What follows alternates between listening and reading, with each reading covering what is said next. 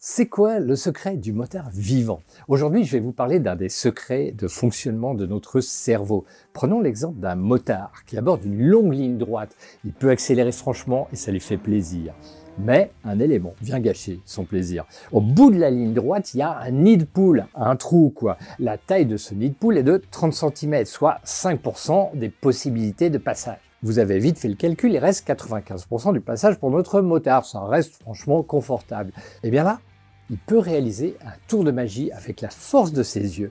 S'il fixe son regard sur le nid de poule, il transforme la probabilité de chute de 5% en 100%. Imaginez les centaines de signaux donnés par son cerveau à l'ensemble des muscles de son corps. Alors, dans un corps humain, il y en a 639 des muscles.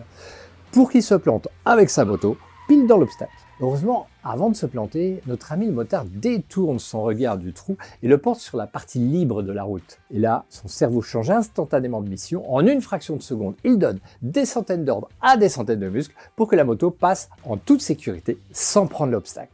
Notre ami le motard est donc sauvé par la magie de ses yeux. Il a fixé son regard là où ça passe au lieu de le fixer sur l'obstacle.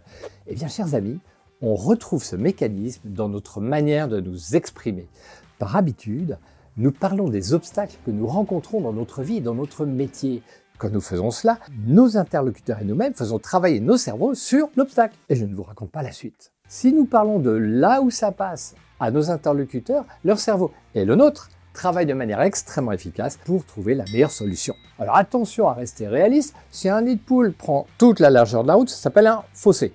Et là, ça passe pas. Mais les fossés qui barrent toute la route, c'est plutôt rare. Alors dans nos vies et dans nos métiers, parlons plus de là où nous voulons aller plutôt que de là où nous ne voulons pas aller, de ce que nous avons plutôt que de ce que nous n'avons pas, et de ce que nous allons faire plutôt que de ce que nous n'allons pas faire. Et à nous la vie plus facile.